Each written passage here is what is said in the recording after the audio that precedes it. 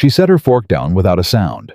Across the breakfast table, her husband's words hung in the summer air like smoke that wouldn't clear. "I married you because no decent man would have you." Abigail Carter did not cry. She did not shout.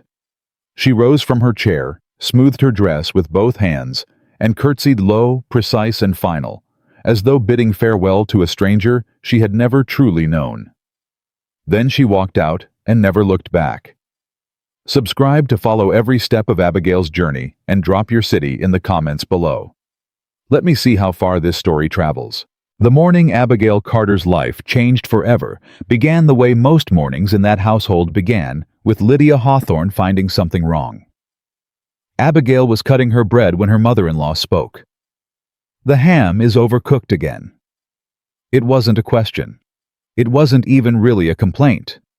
It was a verdict delivered the way Lydia delivered everything, flat certain, and aimed with the precision of a woman who had been practicing all her life. Abigail did not look up from her plate. The ham was prepared by Mrs. Holt, same as every morning. Then Mrs. Holt ought to be spoken to. Lydia reached for her teacup. "Though I suppose the oversight falls to the woman of this house. Does it not?" "It does." Abigail set down her knife. "And I'll speak with her this afternoon." "See that you do." Margaret Carter. Abigail's mother, a woman who had survived worse than Lydia Hawthorne, and carried the scars of it with the quiet dignity of someone who'd decided long ago that surviving was its own kind of victory, poured herself more tea and said nothing. She had learned early in this household that silence was a kind of armor. She wore it every morning without complaint. Lydia had not come for breakfast. She never came for breakfast. She came as she came every morning to audit, to count what was wrong, to weigh and measure the woman her son had married and find her perpetually short.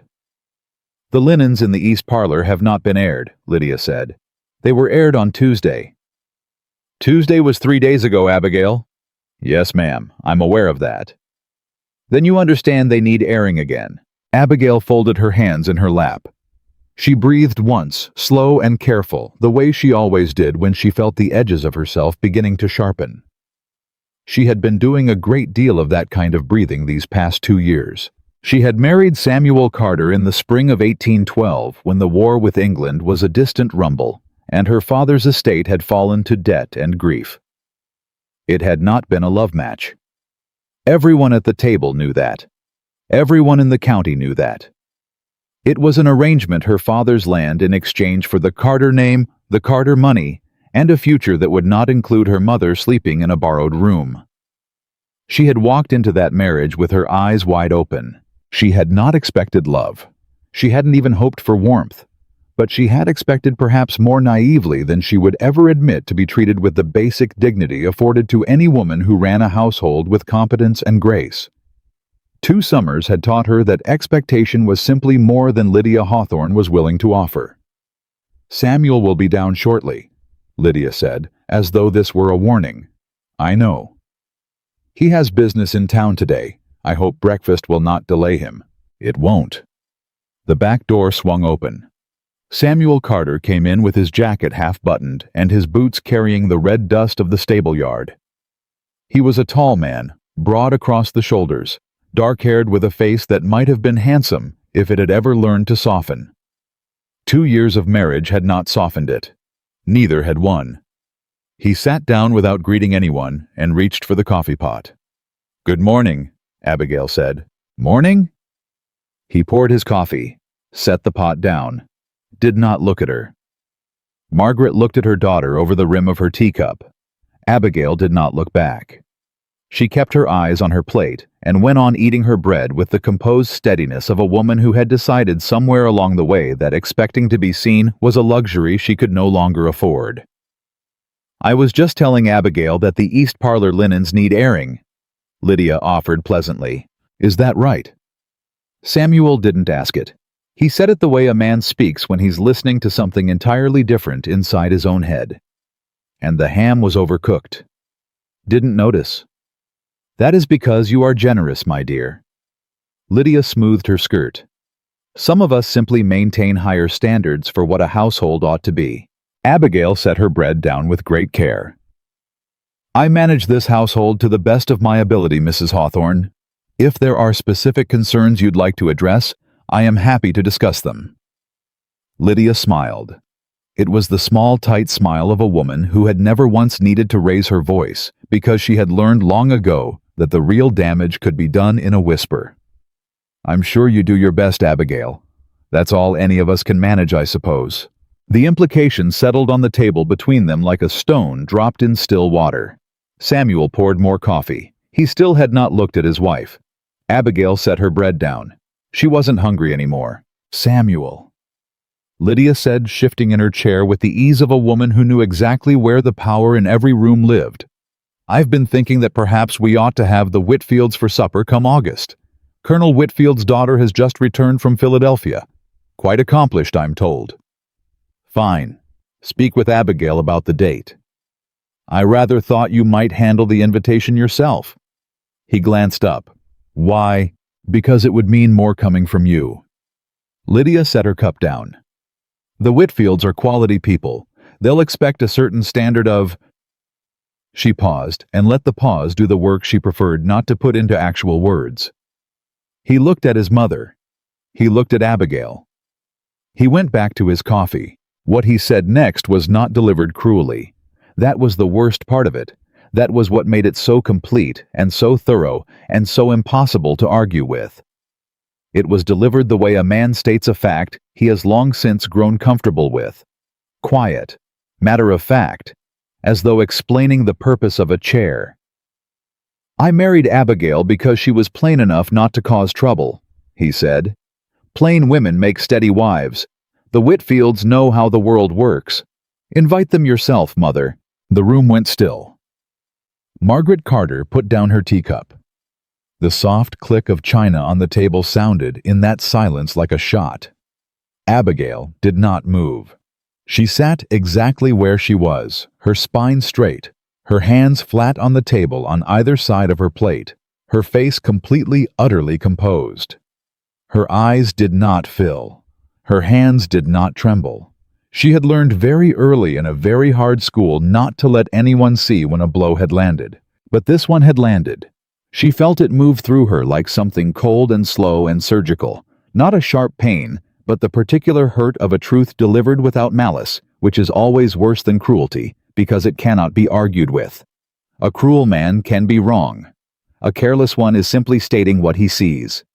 He had said it the way you describe a horse you purchased for its stamina. Practical. Settled. Done.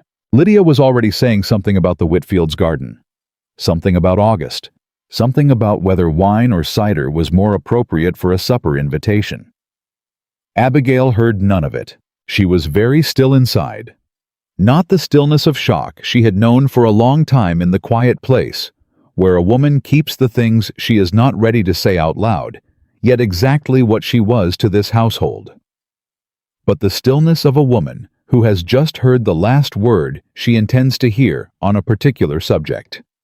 She rose from her chair. The movement was so quiet, so entirely controlled, that Lydia kept talking. Only Margaret noticed. Only Margaret watched as her daughter straightened to her full height, smoothed the front of her dress with both hands, the small, precise gesture she'd had since childhood, the one she did when she was composing herself for something, and turned to face the room. Then Abigail Carter curtsied. It was a perfect curtsy. Low. Deliberate. The kind you learn in a parlor under your mother's eye, the kind that carries everything a woman of this era was not permitted to say with words. It was not a curtsy of deference. It was not a curtsy of submission. It was a curtsy of conclusion of a woman completing a chapter and declining to begin the next one. "Excuse me," she said quietly, and she walked out of the dining room. Her bedroom door did not slam. She closed it behind her the same way she had curtsied controlled, precise, final. She stood in the center of the room with her eyes closed. One breath, two. Then she crossed to the wardrobe and began to pack. She worked quickly and without waste. 2 dresses, the gray wool and the summer muslin, both practical. Her shawl. Her mother's Bible, which had come to her when her father died. Her sewing kit. A change of linen. And her savings. 3 years of small economies coins she had set aside a few at a time from the household accounts, never enough to be noticed, always enough to be building towards something she'd never let herself name until now. She named it now. Out. She had known in the back of her mind, in the quiet room where women keep the things they are not yet ready to say aloud, that a morning like this one might come. She had hoped it wouldn't. She had kept hoping through every slight and every cold morning, and every dinner where Samuel answered his mother's quiet cruelties about Abigail with silence or agreement. She had kept hoping, because hope was cheaper than despair, and considerably less exhausting. But hope had a floor to it. She had found hers this morning. A soft knock came at the door. "Abigail?" Her mother's voice, low and careful. "Come in." Margaret stepped inside. She saw the bag on the bed. She looked at her daughter. She did not say anything for a long moment. "How long have you been planning this?" she asked. "I haven't been planning it." Abigail folded a dress and placed it in the bag. "I've been prepared for it. There's a difference." Margaret came further into the room and closed the door behind her. She watched her daughter pack with the eyes of a woman who understood the distinction between leaving and running away, and had just confirmed with considerable relief which one this was. "Where will you go?" Mrs. Holt's cousin wrote to her last spring about a village in the mountains. Crest Hollow. Small, tight community, good people. They need someone who can keep accounts, settle disputes, manage what wants managing. Abigail smoothed the folded dress. "I can be useful." "You are useful here." "No." She looked up. "I am convenient here. That is not the same thing." Margaret was quiet. The sound of Lydia's voice drifted up faintly from below, some instruction to Mrs. Holt, something about the Whitfield supper. "He didn't mean it the way it sounded," Margaret said at last. Abigail considered that for 2 full steps across the room. Then, "He meant it exactly the way it sounded. That's the problem, Mama. He said it like a man describing a piece of furniture he'd bought for its practicality." She paused. "I have managed every inch of this household for 2 years. I have kept his accounts and settled his disputes, and made sure his mother's complaints never reached his ears unless they absolutely had to. I have given him a home that runs like good machinery. And the truest thing he can say about me in front of my own mother is that I am plain enough not to cause trouble." She closed the bag. "I am done being his furniture." Margaret looked at her daughter for a long moment. Something moved behind her eyes, pride and grief, and the particular tenderness a mother holds for a child who has had to learn the hard lessons too soon. She reached over and took Abigail's hands in both of hers. "Come with me to find them," she said softly. "I was about to ask you the same thing." Abigail pressed her mother's hands. "Come with me to Crest Hollow. There's nothing here for either of us. We'll build something better." "How soon?" "This morning." Margaret breathed out slowly. She looked at the bag. She looked at her daughter's face, composed, steady, certain. She nodded once. "Give me 10 minutes," she said. They were down the back stairs and out through the kitchen door before the breakfast dishes had been cleared. Abigail had left a note on the writing desk in Samuel's study. Brief, composed entirely without dramatics. "Samuel, I am leaving. Do not look for me. The household accounts are in order. The linens in the east parlor have been aired. A." She had almost added something about the ham. She had decided against it. The July air outside was thick with heat, and the smell of the fields that stretched behind the Carter estate, fields that had once been her father's before the debt took them. She did not look at the fields. She kept her eyes on the road ahead and walked at a pace that said she was going somewhere, not fleeing something. The distinction mattered. She had held it in her mind, the way you hold a lamp in the dark carefully so it wouldn't go out. Margaret fell into step beside her without complaint, her own small bundle tucked under her arm, her hat pulled low against the morning sun. "Did you arrange transport?" "Mrs. Holt's cousin hauls grain to the mountain villages twice a month. He'll take us as far as the Valley Road. There's a stage that runs on Thursdays." "Today is Wednesday. Then we'll wait one day." Abigail glanced at her mother. "I've waited longer for worse things." Margaret almost smiled. "Yes," she said quietly. "You have." They walked in silence a while. The road was dry and pale beneath the midsummer sun. "Do you think he'll come after you?" Margaret asked. Abigail considered the question the way she considered everything seriously and without the comfort of easy answers. "I think," she said finally, "that a man who explains his marriage the way Samuel did this morning will sleep soundly tonight with the satisfaction of a man who has been honest and will not understand for some time why the house feels different. And when he does understand," she was quiet for a moment. A long, heavy moment, the kind that carried things she hadn't allowed herself to feel yet. "Then we'll face that when it comes," she said. "But I will be a different woman by the time it does. I intend to be." Back at the Carter estate, it was Mrs. Holt who noticed first. She found the study door slightly open, the note on the desk. Both the guest rooms empty. She stood for a long moment in Abigail's bedroom doorway, taking in the orderly room, the neatly closed wardrobe, the swept writing desk. Everything in its precise place. Everything except the woman who had kept it there. She went to find Mr. Carter. He was still at the breakfast table, papers spread across half of it. Accounts correspondence. The business of a man of property in summer. He was reading a letter from his factor when Mrs. Holt appeared. "Mr. Carter?" She paused. "Mrs. Carter and her mother have gone, sir." He looked up. "Gone where?" "I believe they've left the estate." He stared at her. "They've gone visiting." "No, sir." Mrs. Holt folded her hands in front of her. She was a plain-spoken woman who did not enjoy delivering difficult news, but she had done it before, and she brought to it now the same steady decency she brought to everything. "Mrs. Carter left a note. On your desk." He found the note exactly where she said, square in the center, folded once his name on the front in Abigail's precise, even handwriting. He opened it. Read it. Read it again. "The household accounts are in order. The linens in the east parlor have been aired." He set the note down. He stood with both hands flat on the desk and looked at nothing in particular for a moment that stretched longer than he was comfortable with. "Samuel." Lydia appeared in the doorway. "What has happened?" "Abigail has left." A beat of silence. "Left." She said it the way you repeat a word you're not sure you've heard correctly. "Left where?" "She doesn't say." Lydia crossed the room and reached for the note. He let her take it. He watched her read it, the slight narrowing of the eyes, the small compression of the mouth, and then beneath both, something that might have been satisfaction or might have been discomfort. With Lydia, the two were often close neighbors. "Well?" she said. "Well?"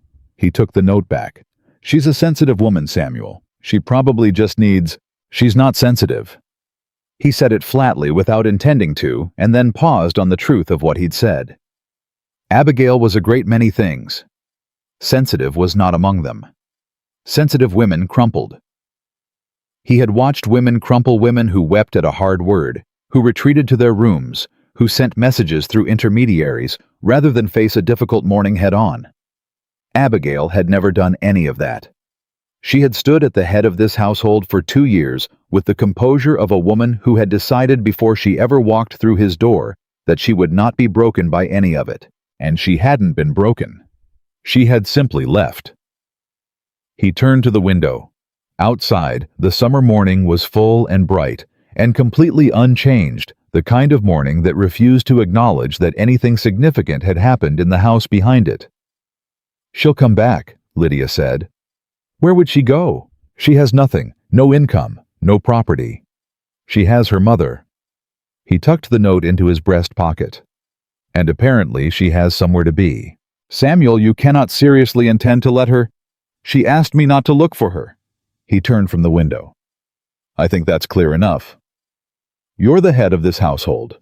You have a right. I have a right." He said the word slowly, as though weighing it. "Yes, I have a great many rights, Mother. I've been exercising them for 2 years." He moved toward the door. "I'll be in town. See that Mrs. Holt has what she needs." He walked out before she could answer. He rode to town. He met with his factor. He signed his papers. He ate lunch at the tavern and talked about road repairs with men he'd known his whole life. He did everything he had planned to do that day.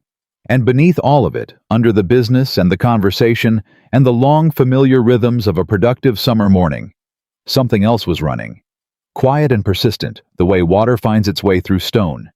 The sound of a chair pushing back from a table. Hands smoothing a dress. A curtsy so perfect, it didn't need to say a word.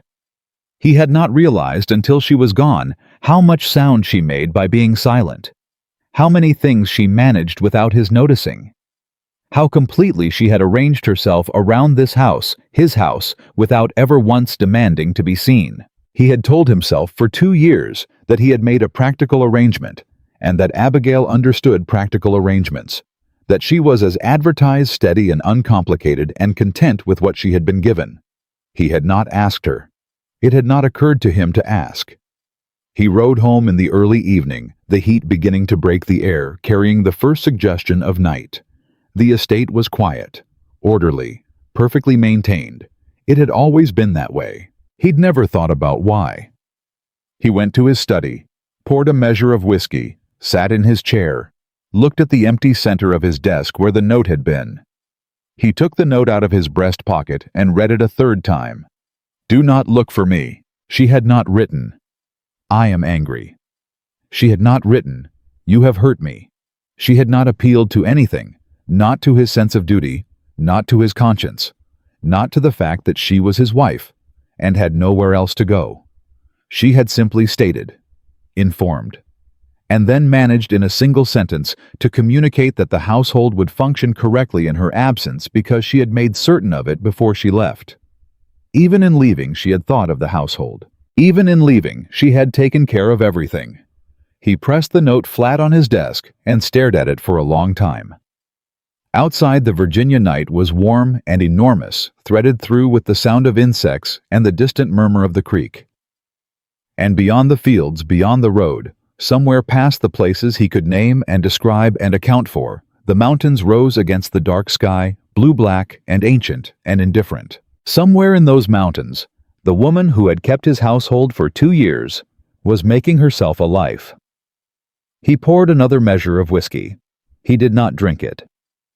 He sat in the dark of his study, with one hand pressing down on the note, as though he could keep something from escaping it, some last residue of the morning, some version of himself that had not yet understood what he'd done. For the first time in 2 years of marriage, Samuel Carter thought about his wife. Not about what she provided, not about what she managed, not about what she was in the clean, functional way he had always categorized her. He thought about who she was, and found to his considerable and growing discomfort that he did not know. He had lived with this woman for 2 years, had eaten at the same table, had walked the same halls, had trusted the same house to her hands. And he could not tell you what she loved to read, could not tell you what made her laugh, could not tell you, had never once asked whether she was happy. He had not asked because he had not thought to ask. He pressed his palm flat against his breast pocket, against the folded note inside it, and sat for a long time in the dark while the whiskey went untouched and the house settled around him. Perfectly ordered, perfectly quiet, perfectly empty. The way it always was. The way she had made it. And the particular weight of that understanding settled into Samuel Carter's chest. Slowly, the way real things always settle, not like a blow, but like a stone sinking through deep water, taking its time, going all the way to the bottom. The grain wagon smelled of burlap and dried corn, and it swayed on every rut in the mountain road with a kind of cheerful indifference that Abigail found after the first hour almost comforting. Daniel Holt, Mrs. Holt's cousin, a broad-shouldered man with a sunburned neck and the unhurried manner of someone who had never once in his life been in a hurry, handled the horses with the easy competence of a man born to it, and he did not ask questions. That alone was enough to make Abigail like him considerably. Margaret had fallen asleep against Abigail's shoulder, somewhere past the first ridge.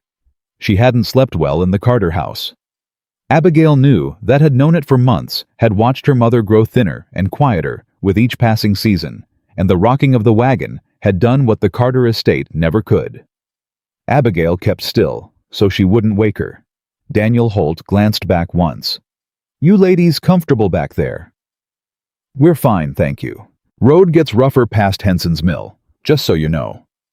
"We'll manage." He nodded and turned back to his horses. That was all.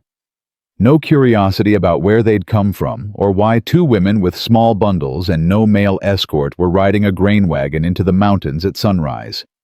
He simply drove and let them be what they were, which was grateful. Abigail sat with her mother's weight against her shoulder and her hands folded in her lap and watched the road ahead. She did not think about Samuel. She tried not to think about Samuel. She thought instead about Crest Hollow, what Mrs. Holt had said about it, what the cousin's letter had described.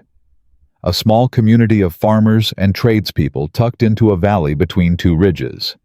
A place where people knew each other by name and settled their own disputes and didn't much care for outside interference. A place Mrs. Holt had said with a certain emphasis that Abigail had understood perfectly, where a capable woman was worth more than her looks. She had read that letter twice and kept it folded in her Bible. It was the only invitation she'd needed. Margaret stirred. "Are we close?" "Not yet. Sleep." "I wasn't sleeping." "You were snoring." "I don't snore." Margaret straightened and pressed a hand to her hat. "I was resting my eyes." With sound effects. Margaret looked sideways at her daughter. A small, dry smile crossed her face, the first real smile Abigail had seen from her in months. "You're in a fine mood for a woman who packed her whole life into one bag this morning." "I feel fine." "You feel free," Margaret said quietly. "There's a difference." Abigail looked at the road ahead. "Yes," she said after a moment. "I suppose there is." They reached Crest Hollow late the following afternoon, the day after a night spent at a modest inn on the valley road, where the innkeeper's wife had fed them cornbread and asked no questions and charged them a fair price. The stage had been on time, which Abigail noted with the satisfaction of a woman who appreciated competence in all its forms, and the driver had set them down at the top of a narrow road that wound down into a valley that smelled of wood smoke and green things, and the particular cleanness of mountain air. Abigail picked up her bag and walked down into it. The first person they encountered was a boy of about 12, sitting on a fence post with a piece of straw in his mouth, watching them approach with the frank, unabashed curiosity of a child who had not yet learned that staring was rude. "You lost?" he asked. "No," Abigail said. "We're looking for a man named Eli Thompson." The boy looked at her bag, looked at Margaret's bag, looked back at Abigail with the calculating expression of a child who understood that women with bags looking for Eli Thompson probably had a story to them. "He's at the mill," the boy said. "End of the road, turn left at the big oak." "Thank you." "You stayin'?" "That remains to be seen." He seemed to find this answer satisfying. He nodded once as though she'd confirmed something he'd suspected and went back to his straw. Eli Thompson was not what Abigail had expected, though she couldn't have said precisely what she'd expected. He was perhaps 60, lean and weathered, with hands that had been doing hard work for so long that they'd taken on the texture of the work itself. He looked up from whatever he was mending when she came around the corner of the mill, and he looked at her the way people in small communities look at strangers, not unfriendly, but thorough. "Mr. Thompson," she said, "I'm Abigail Carter. Mrs. Holt's cousin told her you might have need of someone who can keep accounts and manage disputes. I understand you've had some trouble with the boundary fencing on the east parcels." He looked at her for a long moment. "Your husband know you're here." "My husband knows I'm gone. The details are my own business." Another long look. Then something in his face settled, not quite a smile, but the precursor to one. "You want some water? It's a warm day for traveling." "I'd appreciate that." He went inside and came back with 2 cups. He handed one to Margaret and one to Abigail and leaned against the door frame with his arms crossed. "The East Parcel trouble," he said. "How'd you hear about that?" "Mrs. Holt's cousin mentioned it in a letter. 3 families disputing the same fence line, if I understood correctly. 4, actually. Jeb Harmon reckoned he'd join in once he saw the others were making noise about it. Is there a deed record?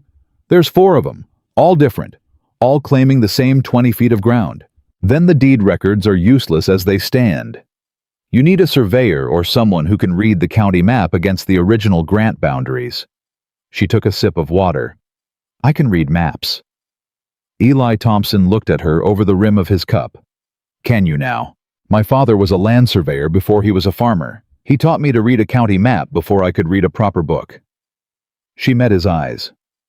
Mr. Thompson, I am not here to cause trouble. I am here because I am useful, and I have a mother who needs a quiet place to rest, and I can earn my way. That is the beginning and the end of my situation. If this community has no need of any of that, I'll take the stage back down on Thursday and trouble you no further. He was quiet for a moment. The mill wheel turned slowly somewhere nearby. A dog barked once in the middle distance and went quiet. There's a room above the Harmon widow's house, Eli Thompson said. She rents it for fair, and I reckon we can start with those deed records in the morning if you've a mind. Abigail set down her cup. I have a mind, she said. 3 days into Crest Hollow, Abigail understood something she hadn't let herself name while she was living inside the Carter house. She had been making herself small for 2 years. Not deliberately, not with the conscious decision of a woman who knew she was doing it, but slowly, incrementally, the way you don't notice a room getting darker until someone opens a window and the light comes flooding back. The window had been Eli Thompson spreading 4 contradictory deed maps across his work table and stepping back and saying simply, "All right, Mrs. Carter, show me what you see." She had shown him. It had taken her 40 minutes. She had laid the maps against each other, traced the original grant lines, identified the surveying error that had generated the discrepancy. A misread bearing from 20 years back that had propagated through every subsequent deed. Like a fault line, nobody had thought to check, and by the end of it, Eli had his arms crossed and the faint expression of a man revising a calculation he'd thought was settled. You said you could read maps, he said. I said that, yes. You didn't say you could solve a problem that's had 4 families at each other's throats for 6 years. You didn't ask. He looked at her. No, he said. I didn't.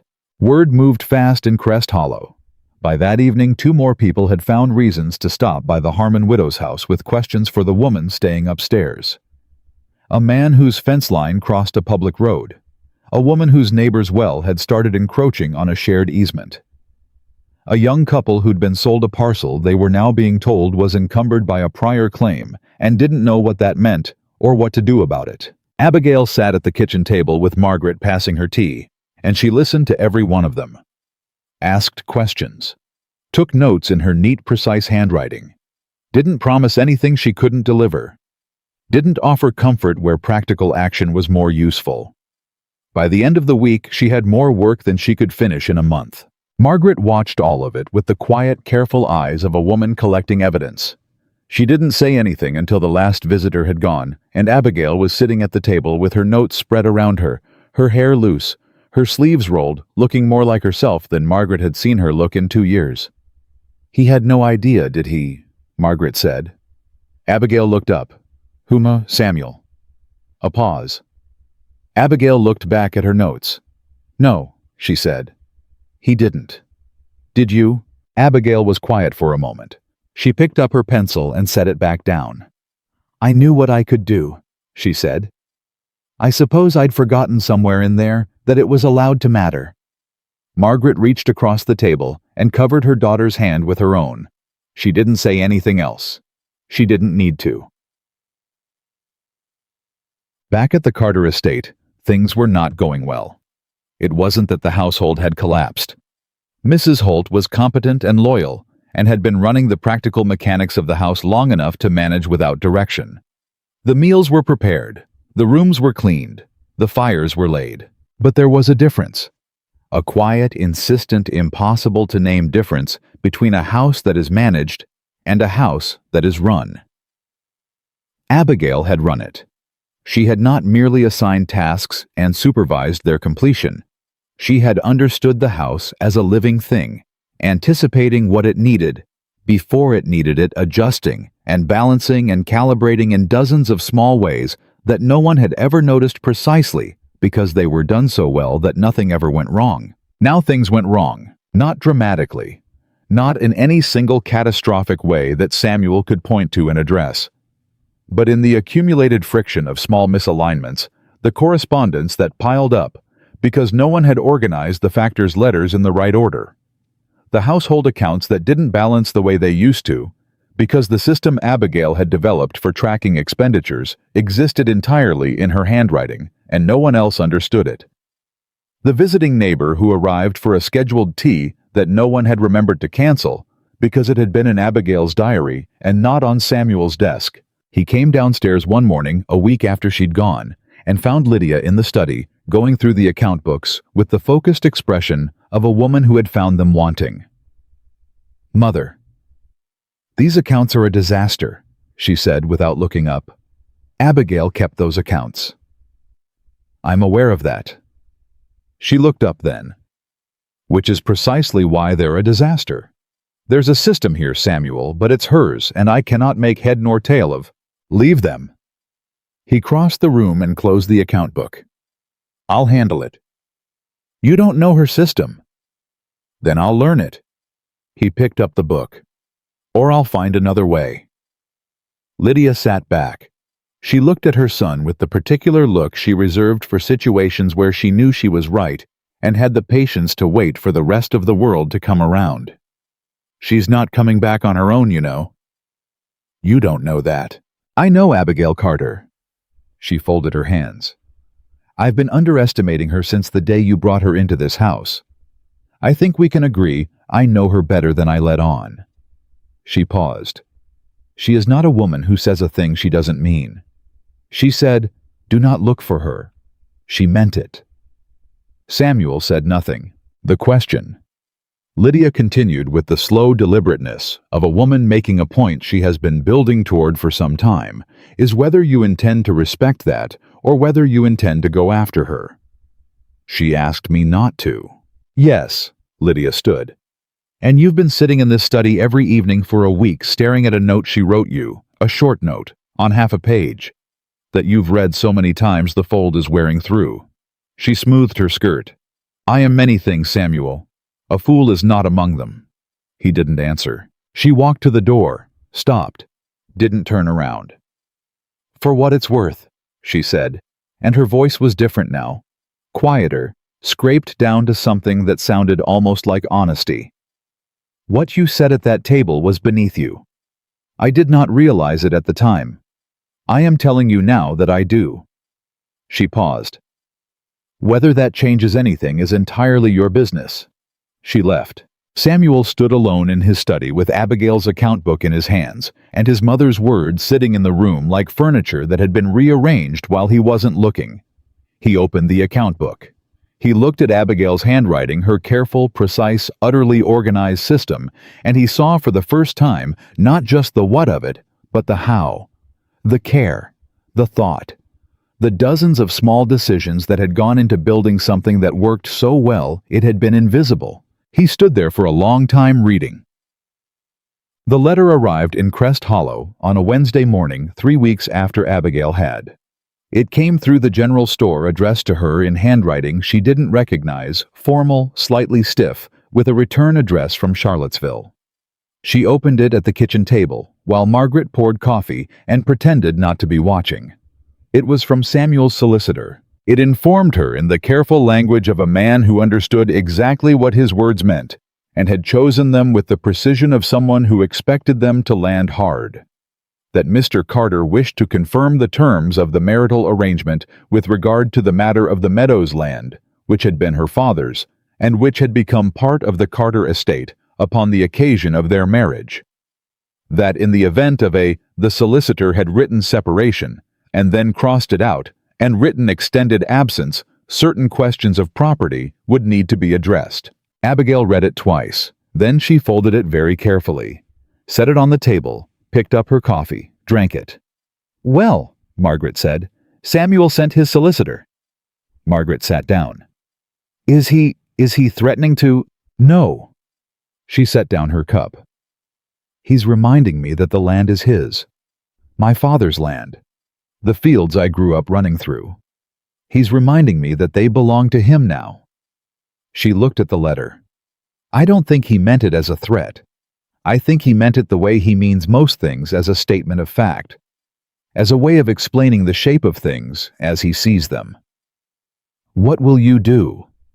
Abigail was quiet for a moment, the kind of quiet that has weight to it.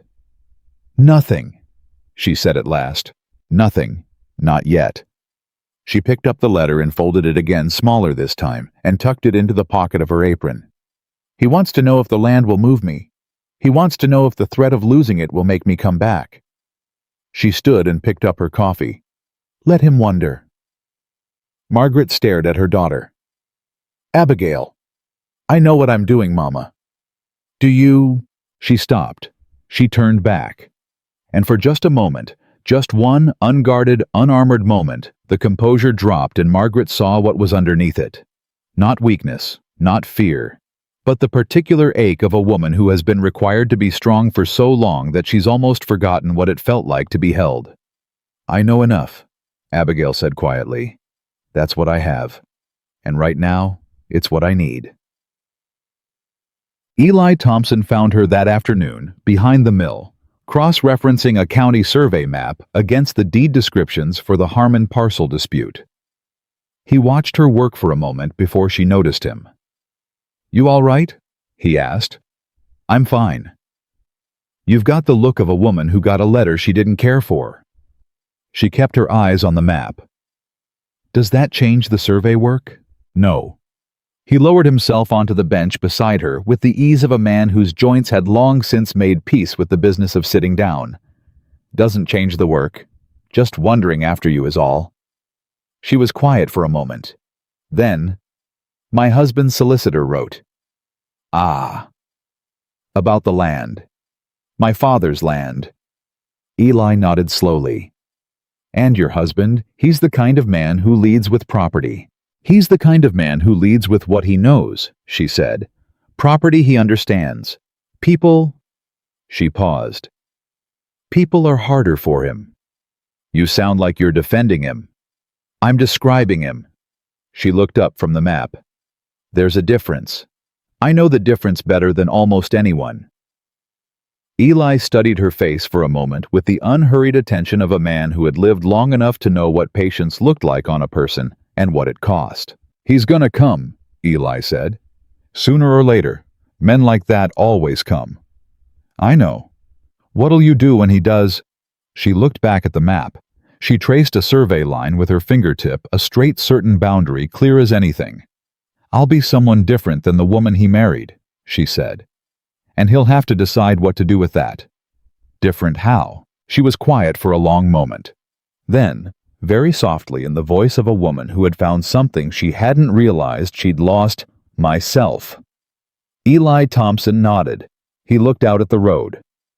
Well then, he said. You'd better get back to those deed descriptions.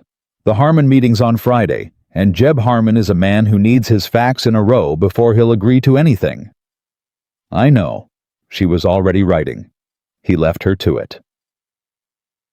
The twist came on a Friday evening when Abigail was walking back from the Harmon meeting, which had gone better than anyone had expected. The four families having agreed to a resurvey based on the original grant lines, a resolution that had taken 6 years to arrive at, and 40 minutes in Abigail's company to arrange. And she was stopped at the crossroads by a rider she didn't recognize. He was young Dusty from the road, and he looked at her with the slightly desperate expression of a man who had been given a message and is not entirely sure he's found the right person. Ma'am Abigail Carter. She stopped. Yes. I've a letter for you. He reached into his coat and produced an envelope. Not the solicitor's careful cream stationery this time. Plain paper. Her name on the front in handwriting she knew very well. Samuel's handwriting. She took it. She didn't open it. She stood at the crossroads with the letter in her hand, and looked at the writer. "Is there a reply expected?" she asked. He said to wait for your answer, ma'am, if you had one." She looked at the envelope for a long moment. The sun was going down. The mountains caught the last of it and held it the way mountains hold everything quietly, without comment, without any sense that the human drama unfolding at their feet was of particular significance. She opened the letter. It was short. 3 lines. Not a solicitor's language, not a statement of property rights or legal arrangements, just his handwriting slightly less controlled than usual, as though it had been written quickly, or written and rewritten before this version survived. "I said something at breakfast that I have been unable to account for since. I am not asking you to come back. I am asking if you would permit me to say what I should have said instead. S." She read it once. She folded it. She stood at the crossroads for a moment in the last of the evening light with the letter in her hand and the mountains at her back, and 3 weeks of herself, the real herself, the capable and certain and quietly joyful version of herself that she had been rebuilding from the ground up, standing around her like something she wasn't willing to trade. She looked at the writer. "Tell Mr. Carter," she said, "that I received his letter." The writer waited. "And is that all, ma'am?" She thought about it for one long, careful moment. "For now," she said. "That's all." She walked back toward the Harmon widow's house with the letter in her pocket, and her chin up, and her step even, and she did not hurry, and she did not look back, and she did not let herself think. Not yet, not tonight, about the fact that her hands were not entirely steady. She thought instead about the survey map waiting on the kitchen table, about the 3 other cases she had promised to look at next week, about the Harmon family shaking hands around a table where 6 years of dispute had finally, in the space of one honest conversation, come to rest, about what it meant to be a woman who solved the things in front of her and didn't wait for someone else to decide they were worth solving. She kept walking. The mountains closed around the valley behind her, dark and enormous and utterly indifferent to the small, specific, irreversible thing that was happening inside the chest of one woman finding her way home to herself. Margaret was at the kitchen table when she came in. She looked up. She saw Abigail's face. What happened? Abigail set her bag down. She sat in the chair across from her mother. She put Samuel's letter on the table between them. Margaret read it. She read it again. She set it down. "Well," she said. "Well." Abigail agreed. Margaret looked at her daughter. "What do you want, Abigail? Not what's practical, not what's wise. What do you want?" The question sat between them in the lamplight, quiet and enormous, and requiring for once a completely honest answer. Abigail looked at it for a long time before she opened her mouth. The question Margaret had asked sat on the kitchen table between them like something alive. Abigail looked at it, looked at the letter beside it, looked at her mother's face, patient, careful, asking for the truth and not the managed version of it. "I don't know," she said at last. Margaret blinked. In 27 years of knowing her daughter, she had not heard Abigail say those words very often. Abigail was a woman who knew, who decided, who arrived at her conclusions through a disciplined internal process and then committed to them without ceremony. "I don't know," it was not in her usual vocabulary. "That's the most honest thing you've said all week," Margaret said quietly. "I know what I don't want." Abigail pressed her palms flat on the table. "I don't want to go back to being convenient. I don't want to sit at a breakfast table waiting to be described. I don't want to manage a house for a man who looks through me the way you look through a window." She stopped. "But I also—" She stopped again. "Also what?" She folded the letter, put it back in her pocket, stood up. "Also nothing, not tonight." She picked up her lamp. "I'll write to him in the morning." Margaret watched her go upstairs. She looked at the spot where the letter had been. She said nothing, but her expression in the lamplight was that of a woman who understood exactly what also nothing meant, and knew that whatever came next was going to be considerably more complicated than either of them was letting on. Abigail's reply to Samuel's letter was 4 sentences long. She wrote it standing at the kitchen table the next morning before Margaret was awake, and she read it once, and she sealed it before she could change a word of it. Mr. Carter, I received your letter. I am not prepared to discuss what you should have said at a breakfast table 3 weeks ago. If you have something to say, you know where I am. Whether you come is your decision, not mine. A Carter. She sent it with the rider and went back to her survey maps. She told herself for the better part of 4 days that she had no expectation of what would follow. She was a moderate liar, moribund. Samuel Carter rode into Crest Hollow on the 6th day of August on a horse that had earned its rest and in a state of mind that had not. He had told himself for most of the 4-day ride that he was coming because of the accounts, because of the property, because a man had certain responsibilities to his household arrangements, and those arrangements required at minimum a conversation. He had rehearsed sensible, measured things to say. He had practiced them in his head to the rhythm of the horse's hooves on the mountain road. By the time he crossed into the valley, he had stopped rehearsing. The first person he asked for directions from was the boy on the fence post, who was apparently a permanent feature of Crest Hollow's entrance, stationed there with the same straw in his mouth and the same frank assessing stare. "I'm looking for a woman named Abigail Carter," Samuel said. The boy looked at his horse, looked at his clothes, looked at his face with the uncanny precision of a child who has been paying attention to adults for long enough to read them reasonably well. "You her husband?" the boy said. A pause. "Yes." The boy chewed his straw. "She's at the mill, settling the Harmon business." "Is she?" It came out flatter than he intended. "She's been settling everybody's business," the boy said without particular judgment. "She's good at it." Samuel looked at him for a moment. "I'll find the mill. Turn left at the big oak." He turned left at the big oak. Chag. He heard her before he saw her. Her voice came through the open door of the mill, calm, clear, carrying the particular authority of someone who is not performing authority but simply has it. He stood outside and listened for a moment he hadn't planned on. "Mr. Harmon, I understand the north fence has been your family's understanding for 30 years. I'm not disputing what your father believed. I'm telling you what the original grant survey says, and those are 2 different things. The survey doesn't care what your father believed." A man's voice rougher, defensive.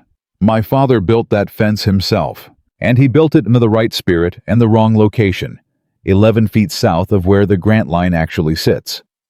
A pause. "Which means, incidentally, that you have 11 feet more land than you thought you did on the western side. So this is not entirely bad news, Mr. Harmon." Silence. Then a sound that might have been a grudging laugh.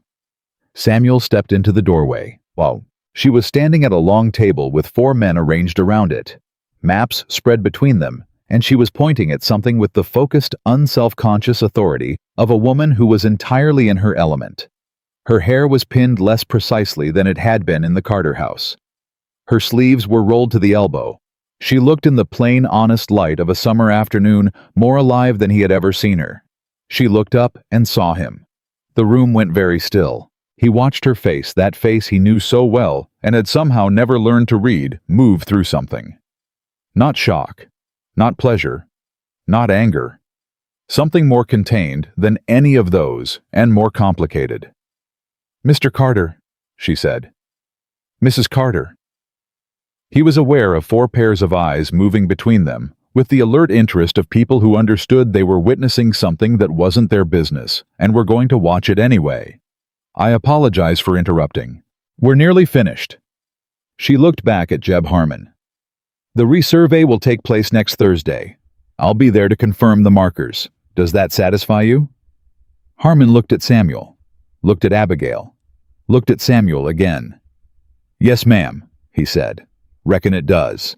The 4 men filed out. The last one, Jeb Harmon, paused in the doorway, just long enough to give Samuel the particular look of a man assessing another man's worth and arriving at a preliminary conclusion. Then he walked out and left them alone. Shut. The silence between them was not empty.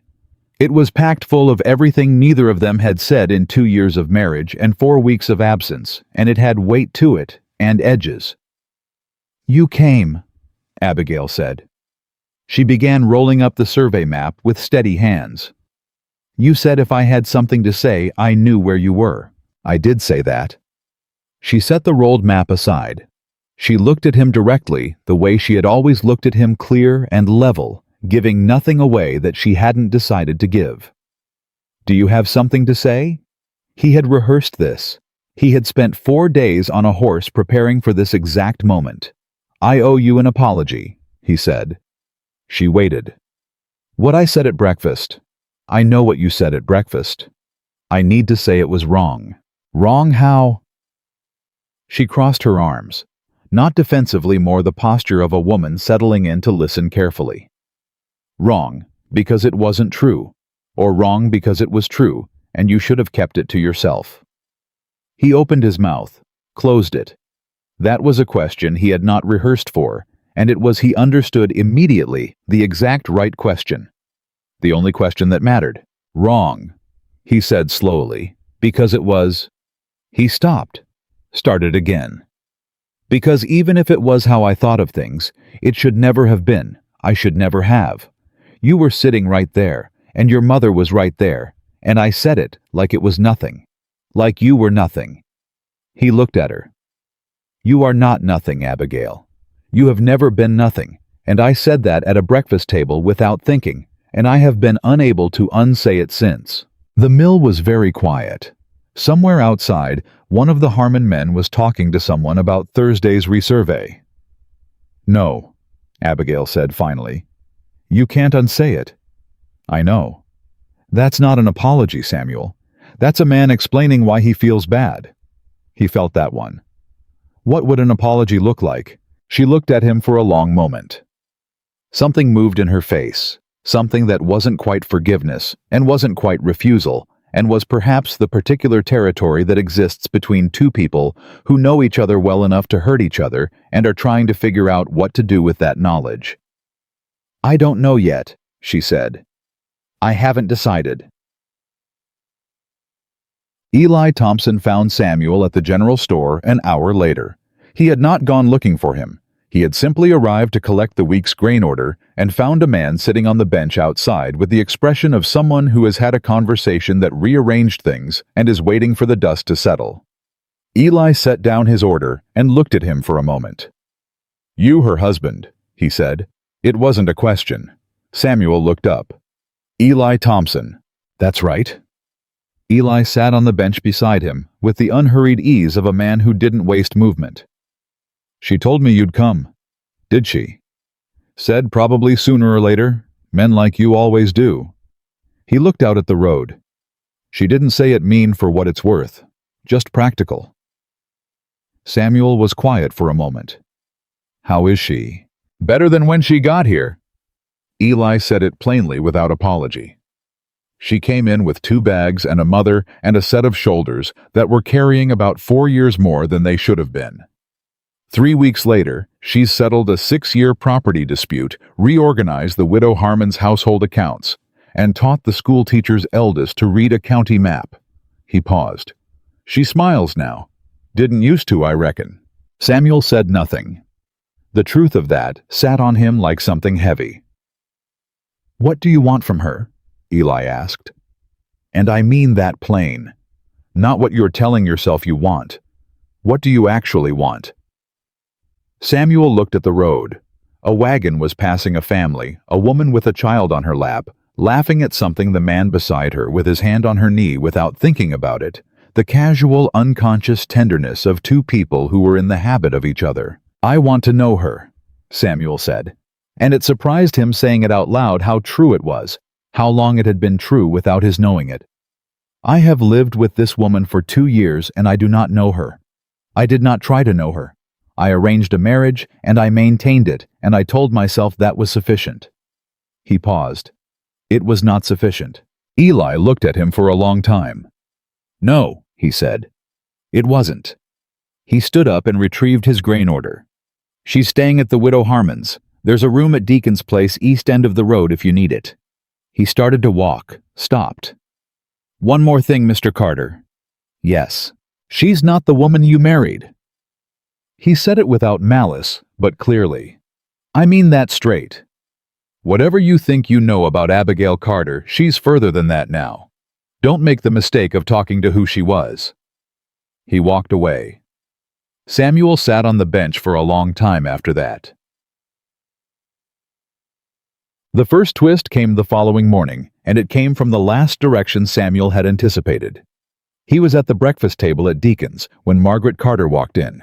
He had not seen his mother-in-law since the morning Abigail left. He had not thought much in the chaos of the weeks following about Margaret, specifically about what she had witnessed at that table, about what it had meant to her, about the fact that she had packed her bags and walked out alongside her daughter without saying a single word to him. She stood in the doorway of Deacon's dining room and looked at him with the composed, careful expression of a woman who had prepared herself for this encounter.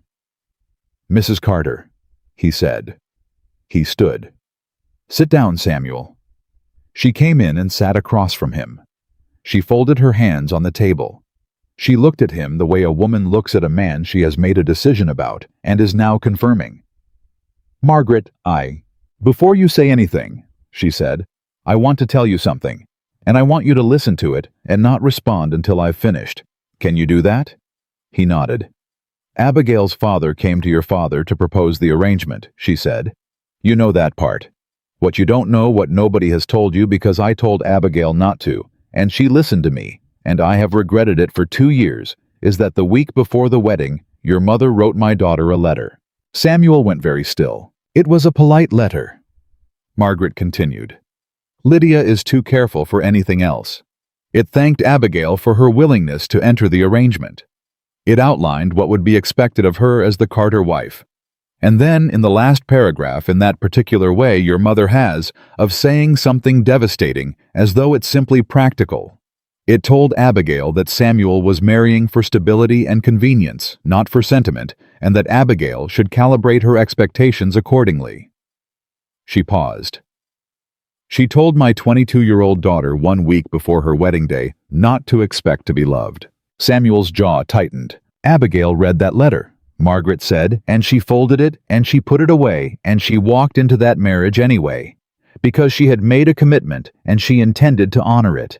And she spent 2 years in your house honoring it, honoring a commitment she had been told in writing before it even began, was not going to be reciprocated." Her voice was steady. It was the steadiest, most controlled voice Samuel had ever heard, and it was absolutely furious underneath. "She never told you. She thought if she worked hard enough, if she was useful enough, if she managed your house well enough that eventually the terms would change." Samuel said nothing. He could not speak. Something was moving in his chest that didn't have a word for it yet. She was not waiting to be loved, Samuel. Margaret leaned forward slightly. She had stopped expecting it. She was waiting to be seen.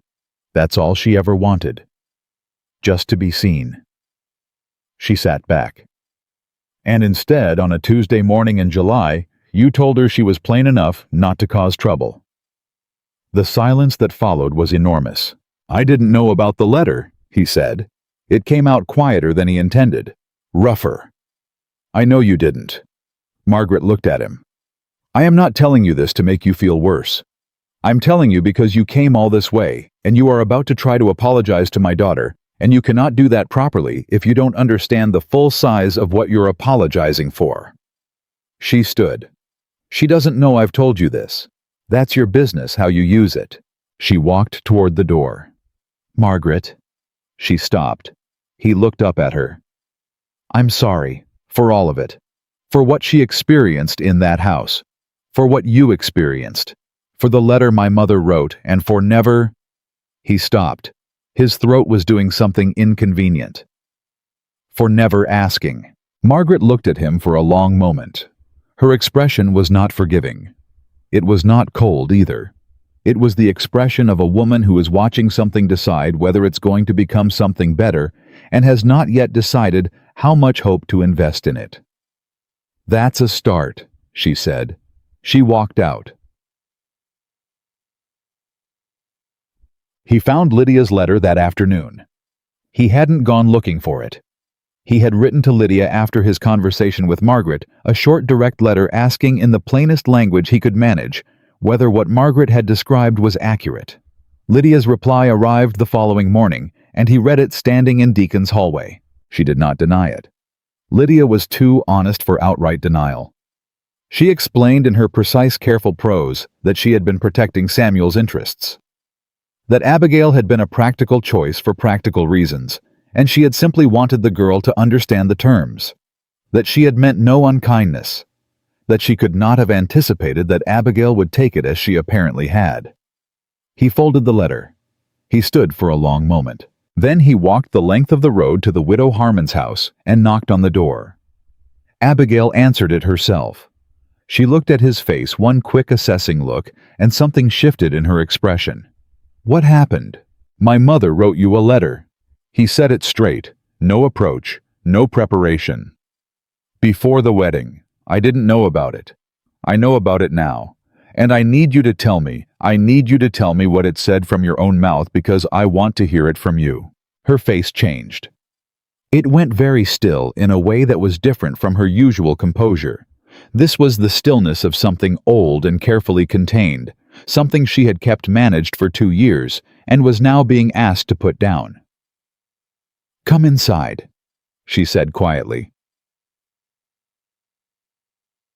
They sat in the widow Harmon's parlor with the door open, and Margaret conspicuously absent, and Abigail told him about the letter. She told him without dramatics, without tears. In the same clear, even voice she used when she was describing a survey problem or a deed discrepancy. Just the facts, the sequence, the specific words she remembered from a paragraph she had read on a Tuesday afternoon in October of 1811 and had never fully put down since. He listened. He did not interrupt. He did not defend. He sat across from her, and he listened to the story of the 2 years he had lived through from her side of it, and it was like looking at a room you'd always seen in daylight and discovering in a different light that it had contained things you'd walked past 100 times without noticing. When she was finished, the room was quiet. "I should have told you," she said. "I know that." "You had no reason to believe it would have mattered to me." She looked at him. "No," she said. "I didn't. That landed the way it was meant to." "I'm going to say something," he said, "and I need you to hear it as what it is, and not as what it resembles something you've heard before." He leaned forward. "I am sorry. For the letter my mother wrote. For the morning at breakfast. For 2 years of treating you like the arrangement and not the person. For not asking, for not seeing." He paused.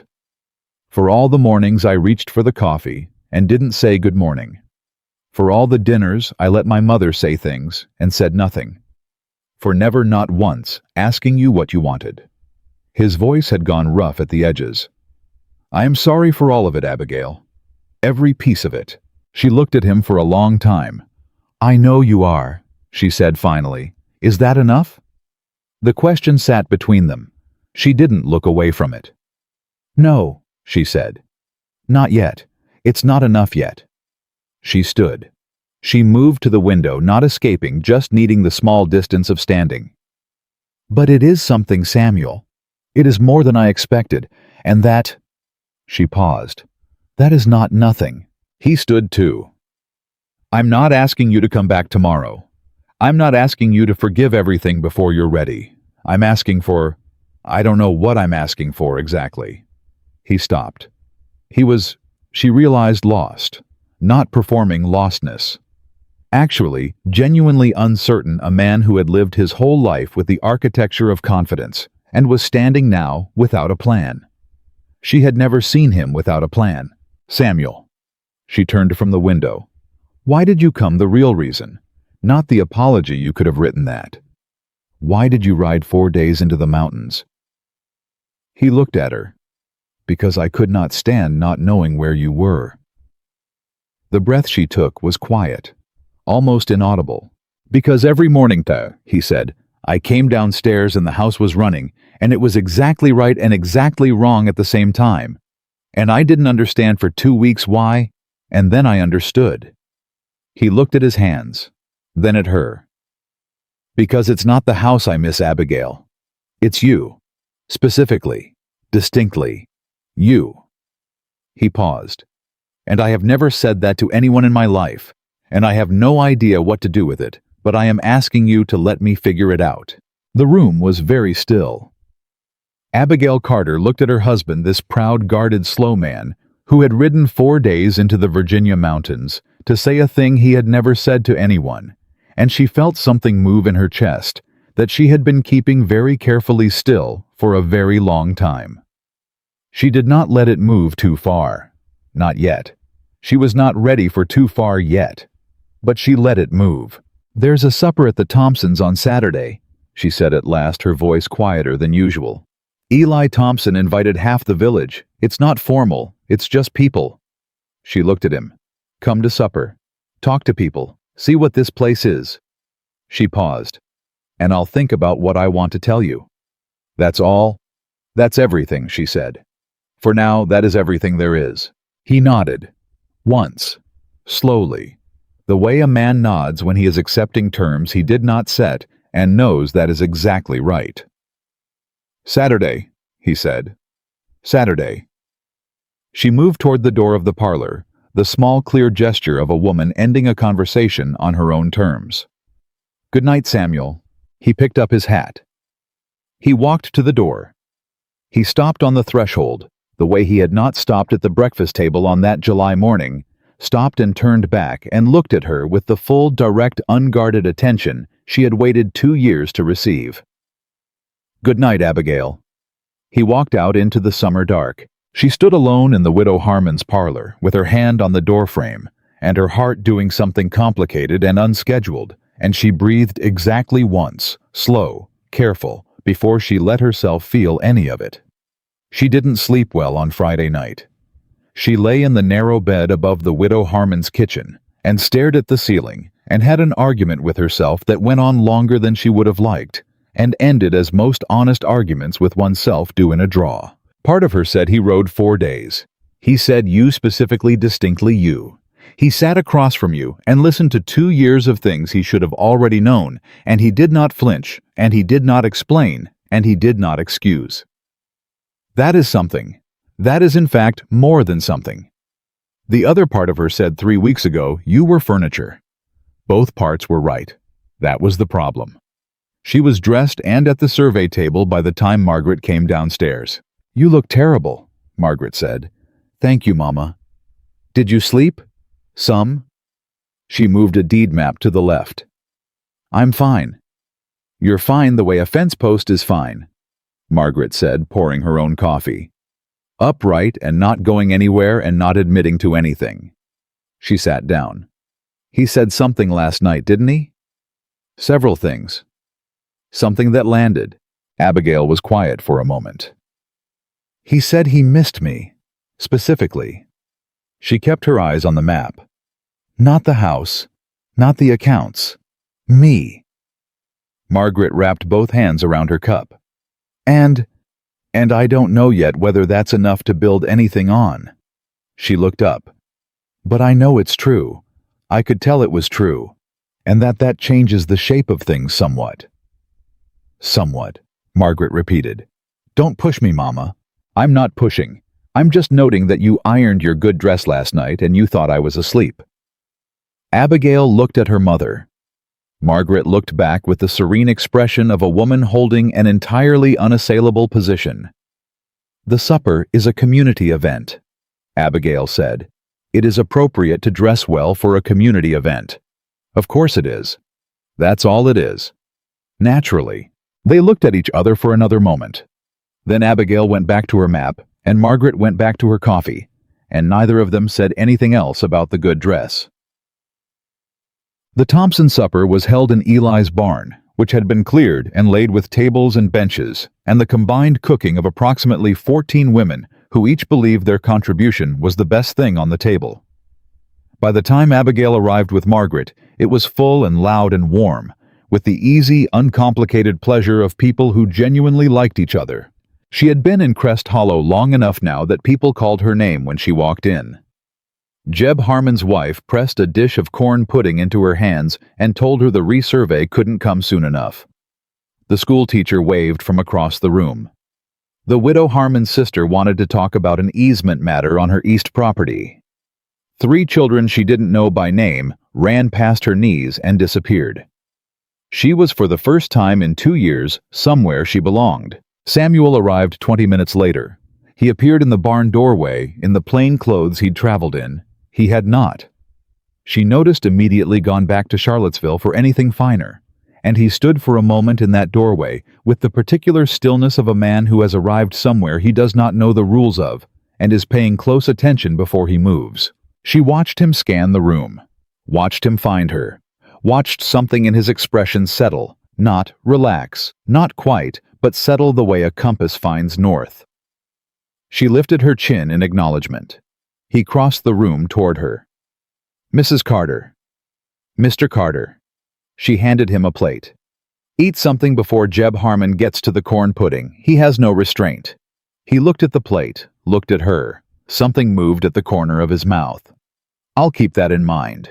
He was not, she discovered over the next 2 hours, as incapable of human interaction as she had occasionally suspected. Left to his own devices at the Carter estate, surrounded by his mother's precise social architecture, he had always seemed more monument than man, something to be respected and worked around. Here, without the architecture, he was simply a person at a table, and people at tables were manageable. He was talking to Eli Thompson when she checked on him an hour in which was either a good sign or a complicated one. Eli had the look of a man conducting an assessment, and Samuel had the look of a man who knew he was being assessed and had decided not to pretend otherwise. "He's asking you something," she said to Eli when she came close enough. "Asking how a man like me ended up running a community mill when I started as a blacksmith," Eli said pleasantly. "And what did you say?" "I said a man ends up where he's needed, not where he planned." He looked at Samuel. He said that was a more interesting answer than he expected. Samuel looked at Abigail. "I said it was also more interesting than any answer I've gotten at a supper table in Charlottesville in the last 5 years. She looked at him for a moment. "That is perhaps not a very high bar." "No," he said. "I'm beginning to understand that." Eli Thompson watched this exchange with the quiet attention of a man filing something away.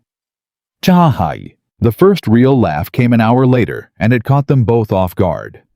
It was Jeb Harmon's doing, technically.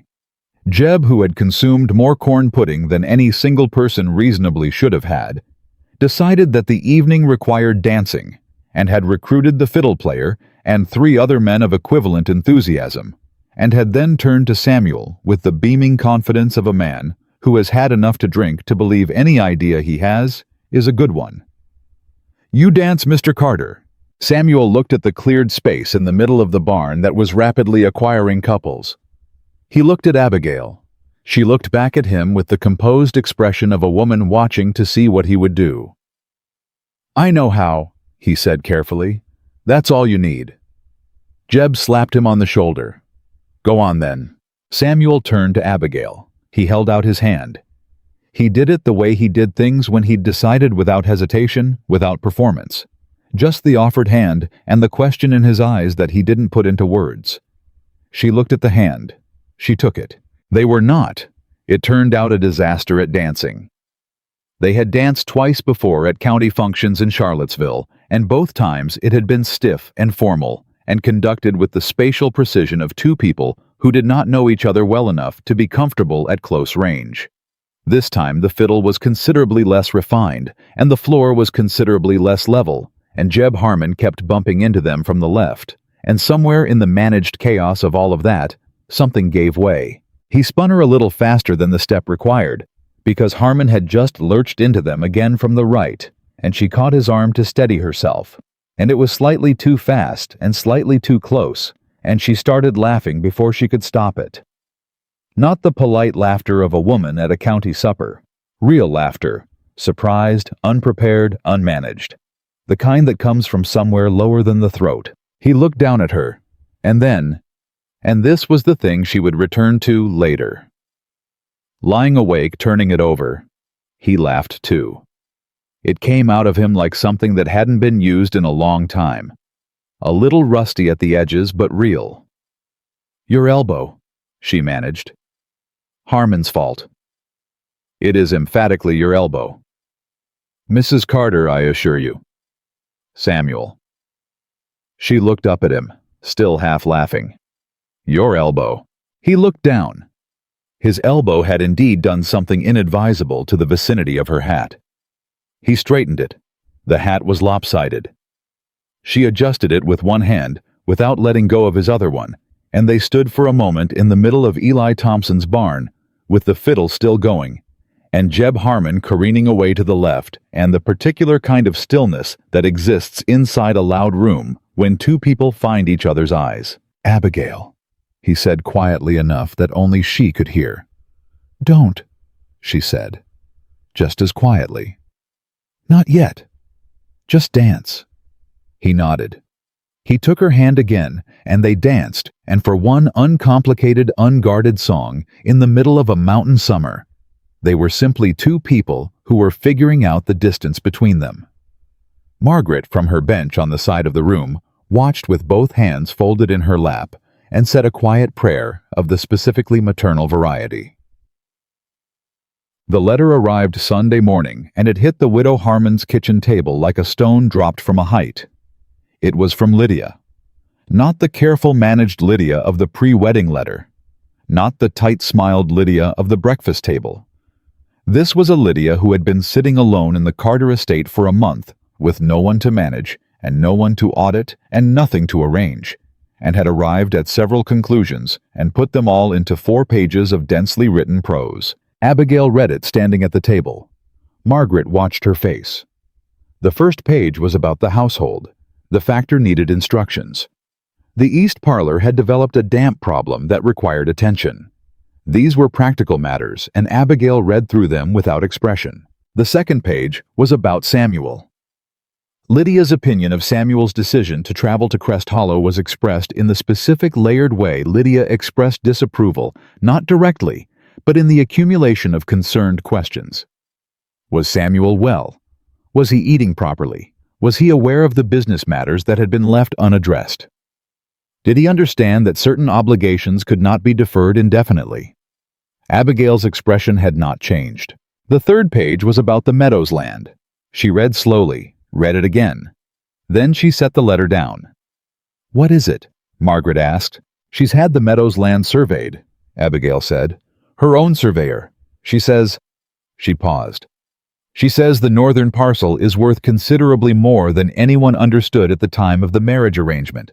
There's iron in the ground. A surveyor Lydia hired from Richmond confirmed it last week." She looked up. She is suggesting in language that is technically polite that this changes certain considerations regarding the arrangement. Margaret stared. "She's saying it was worth more than your father knew." "She's saying it was worth more than my father knew." Abigail's voice was very even. "Which means when your father negotiated his debt relief in exchange for the land, he didn't know what he was giving away." She picked up the letter again. "And Lydia." Did Lydia know? Margaret's voice had gone sharp. The question sat between them. Abigail read the third page one more time. "She doesn't say." She set it down. "But she arranged that marriage. She wrote to me before the wedding. She managed the terms." She looked at her mother. "Mama, someone knew the land was worth more. Someone made sure that arrangement happened." Margaret pressed her hand flat on the table. "Abigail, I need to talk to Samuel." "Jack." She found him at Deacon's just finished with breakfast, about to go for a walk. He took one look at her face and put down his hat. "What happened?" She handed him the letter. He read it. His face changed slowly, progressively, in a way that was uncomfortable to watch, because it was entirely unmanaged. He was not performing a reaction. He was having one. He set the letter on the table. He was quiet for a moment. "I didn't know about the iron," he said. "I know." She looked at him. "Did your mother—" He was quiet for a long time. Long enough that the answer was effectively already spoken before he said it. "I don't know," he said. "I don't know, Abigail. I need you to believe that I genuinely don't know. Then find out. He looked at her. If she did. Find out first, she said. Then we'll talk about if. He wrote to Lydia that afternoon. He did not soften it. He asked directly whether she had known about the iron in the Meadows land prior to the marriage arrangement, and he asked it in terms that made clear he was not looking for a careful answer, but an honest one. Lydia's reply came in 3 days. It was one paragraph. She had heard a rumor. She had not confirmed it. She had believed the arrangement served multiple purposes and had proceeded on that basis. She regretted that it now presented a complication. Samuel read it once. He brought it to Abigail without a word. She read it. She folded it. She set it on the table. Multiple purposes, she said. Yes. She built an arrangement that secured valuable land from a family that didn't know it was valuable, Abigail said. And she wrote to me before the wedding to make sure I understood it was a practical transaction, and I should not expect anything more. She looked at Samuel. She managed everything, didn't she? From the beginning. Yes, he said, and the word came out of him like something being put down that he had been carrying for a long time. She did. And you let her. I let her. He did not look away. I was comfortable, and she was competent, and I did not look closely at the mechanisms because I did not need to. And that was a failure, Abigail. That was my failure, not hers. Mine. She looked at him for a long assessing moment. What do you intend to do about the land? She asked. It's your land, he said simply. She blinked. Samuel, it was your father's. It came to the arrangement because your father didn't understand what he had. If there is iron in that ground, the profit from it should go to you and your mother. It's not a negotiation. It's just what's right. He paused. I'll have the papers drawn up however you want them. Your name or your mother's, whatever gives you the most security. He looked at her. I should have done this at the beginning. I should have looked more carefully at what the arrangement asked of your family and done more to balance it. He paused again. I am doing it now. It's late. I know it's late, but I am doing it. Abigail said nothing for a long moment. She was looking at him the way she looked at survey maps, searching for the place where the line was true, where the bearing was honest. She found it. Sit down, she said finally. I'll make coffee. We have things to discuss. Mate. They talked for 3 hours that afternoon. Not about the land. After the first 30 minutes, those details were settled quickly with the efficient practicality of two competent people who understood property and law and what was fair. They talked about everything else. He asked about her father. She told him about the man he had been, about the land he had loved, about the debt that had come from 3 bad harvests in a row, and the particular quiet devastation of watching something you've built slowly undone. She told him about her childhood running those fields, about her father teaching her to read a survey map on a Saturday morning with a cup of bad coffee between them. He listened. He did not summarize. He did not offer solutions. He just listened with the full, unhurried attention she had spent 2 years waiting for, and she talked until she was empty of it, and then sat quietly on the other side of the silence. Then he asked, "What do you love to read?" She looked at him. What? You. He was looking at her with steady, direct eyes. I realized I don't know what you love to read. I've lived with you for 2 years, and I cannot answer that question. I am asking it now. She looked at him for a moment that went on longer than expected. History, she said finally. Settlement history specifically. Land grants. How communities establish themselves. How people build things from nothing. She paused. And poetry sometimes, late at night. He nodded, slowly, processing. Who? Pope, Dryden. Sometimes someone more modern. She tilted her head slightly. You're making a list. I'm not making a list. You have your list face. He looked startled. I have a... You do. And something in her voice was softer than either of them had been expecting. You get a specific expression when you're committing something to memory. You've had it twice in the last 5 minutes. He was quiet for a moment. "You've been watching me carefully," he said. "I've been watching you for 2 years," she said. What else was I going to do? The weight of that settled on him slowly. He sat with it. "I'm going to ask you something," he said carefully. "And I want you to answer it honestly and not carefully. Just honestly." "All right. Are you happy here in this place, in this life you've built?" He looked at her. Not versus the Carter house. Not relatively. Just, are you happy? She didn't answer immediately. She took the question seriously, which was itself an answer of a kind. She looked at the kitchen around her, the Widow Harmon's plain wooden table, the survey maps she'd brought in that morning, her mother's Bible on the shelf, the sound of Crest Hollow outside the window. "Yes," she said. "I am. Good." He said it with something that sounded underneath the single syllable like relief. "Then whatever comes next, wherever you decide you want to be, I want you to have kept that. I don't want—" He stopped. "I don't want to be the reason you're smaller than you ought to be. I've already done that once. I won't do it again." She looked at him for a long moment. "Samuel," she said quietly. "Yes." "When you go back to Charlottesville." She stopped. "If," he said, not correcting her, just offering the alternative. She looked at him. "If," he said again more quietly. The word sat between them. If. Provisional. Open-ended. The most honest word in the English language when used by a man who was done pretending he knew how this ended. She stood. She moved to the door. She stopped with her hand on the frame, the same gesture, the same position as 3 nights ago when she'd sent him out into the dark. "Come to the resurvey Thursday," she said. "The Harmon boundary markers." "You want me there?" She looked back at him. "I think you'd find it interesting," she said. "And I think—" She paused. "I think it would be useful for you to see it. See what it looks like when something is handled fairly." She said it without sharpness. Just truth.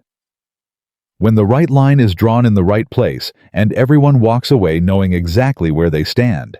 He held her gaze. "I'll be there," he said. She nodded. She walked out. She got as far as the road before she realized her hands were not entirely steady again, and she stood for a moment in the August afternoon and breathed the mountain air and told herself to be patient. She was good at patient. She had been practicing for 2 years. Janbansegd. Thursday's resurvey went exactly as she had planned it, which was to say, it went not at all as she had planned it and yet ended correctly anyway. Jeb Harmon had a last-minute objection to the placement of the second marker. The county surveyor she'd brought in from the Valley Road got into an argument with the eldest Harmon boy about the methodology. One of the other families produced a completely different deed that no one had seen before, and for 20 minutes it looked as though the whole carefully assembled resolution was going to collapse like a poorly built fence in a stiff wind. Abigail stood in the middle of it with both hands up and her voice steady and managed all of it. The new deed, the methodology argument. Jeb Harmon's objection, with the particular combination of firmness and patience that had become over 3 weeks in Crest Hollow, her signature. Samuel watched all of it from the edge of the group. He did not intervene. He did not offer his opinions. He watched. At the end of it, when the markers were in the ground and 4 families had shaken hands over a boundary line they could all agree on. He walked to her side. She was putting away the survey maps. "Well," she said without looking up. He was quiet for a moment. "Your father taught you this," he said. "He did." "He taught you well." She looked up. He was looking at her with the full, open, undefended expression she had seen only twice before, once in Eli Thompson's barn, and once across a table in the Widow Harmon's kitchen, when she had told him about the letter. "Samuel," she said. "I know," he said. "I know I have a long way to go. I'm not asking you to forget any of it. I'm not asking you to pretend the last 2 years were something other than what they were." He looked at the survey stake nearest to him, the new marker precise and clear. "I'm just asking to be in the same place as you. For a while, doing whatever is useful, without the arrangement being the whole of it. She looked at him. There's a stone wall on the far side of Eli Thompson's property that needs repointing, she said. He blinked. I beg your pardon. Eli mentioned it last week. He can't do it himself, his shoulder. She began folding the last map. I told him I'd find someone. It's a full day's work, maybe two. Hard work. She looked at him with those clear, steady eyes. Can you do that? He looked at his hands. Looked at her. Yes, he said. I can do that. Then you can stay, she said. For now, you can stay.